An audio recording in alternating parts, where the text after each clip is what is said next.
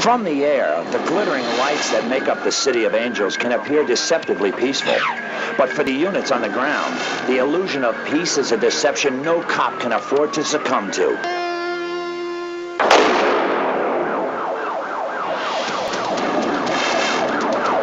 It's a Code 3 response to a report of numerous shots being fired in the area. 77 Division Officers Robert Cormier and Patty Brandel will assist in the investigation. We just got 3 different calls of a shooting in progress at 5, 4, and 3rd. They're stating that 2 male black teens are running from the location. We don't have anything else except for that. One of the calls says there's a victim down. There's 3 different calls at the location. And we're going to be Code 6. Yeah, we got a victim down. Patty, get out the tape.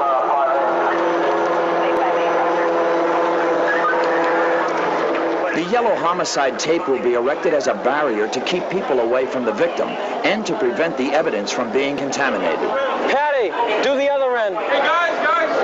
Let me get over here. Let's put that mic right there. Okay, I'll go back over there. Can you hear me? Can you talk? Hello?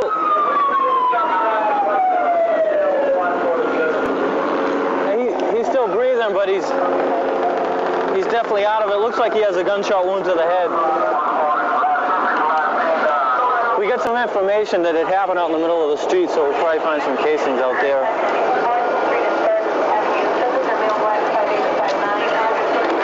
Approximately 10 .22 caliber shell casings from a semi-automatic pistol.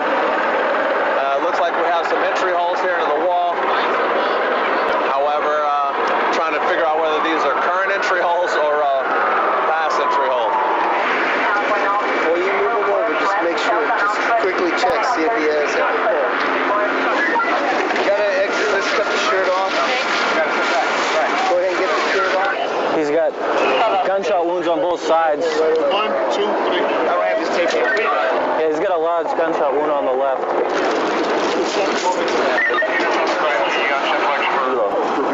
Hey, got the ice?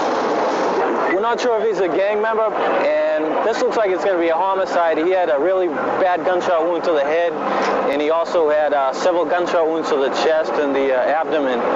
Just got a description of the shooter that was standing here. Gave us a good description. They ran all the way down to Slauson. But we got all kinds of wits all over the place. We're just trying to gather them up right now. Yeah, according to wits, the victim was shot there on the corner. The suspects fled southbound on 3rd Ave, and the victim crawled over here. Subsequently, and not dead yet, but it looks like he might be dying soon. Laid to rest right there on the sidewalk. So we're going to need to keep this all cleared out for evidence, preserving evidence.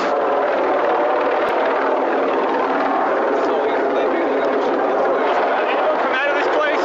You know? No, we were right here. We're going to have to make sure no one here got hit by a round.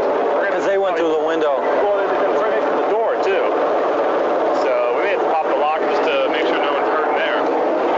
We got a couple patrol units that stopped some gangsters on a bike, and we're going to have we have about 6 good witnesses that could ID the suspect, so we have some officers that are bringing the wits over there to see if they can ID the suspects as the shooter, and that's where we stand right now. The airship observed a couple of male blacks in blue, and that's the description we have, running towards the area that the possible gang that did this shooting lives. And we brought a couple of the wits down, and there was negative results. They didn't ID the suspects. But that was a good idea because the gang that did this shooting only lives 3 blocks south of here. So anyone running in that direction is going to be worth checking. Right now, the gang unit for 77th Crash is taking all the wits to this homicide to the station. Whenever it's going to be a 187, we never do the interviews out on the street. People are too confused. We take them to the station, let them calm down, and get this full story what they saw. And after that, the homicide detectives will probably be out here within the next 10 or 15 minutes, and they'll literally take over the crime scene. I think we'll have some definite leads probably before the end of the night. We just received information from the hospital that the victim passed away. The doctor stated he was shot 9 times, and across the street we have 9 casings. So all the casings are accounted for, and it's going to be a homicide.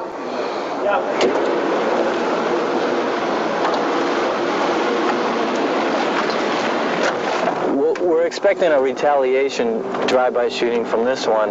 We don't know if it'll be tonight, tomorrow night, or within the next week or so, but you know, it's just another example of the senseless gang violence between gangs down here in South Central LA.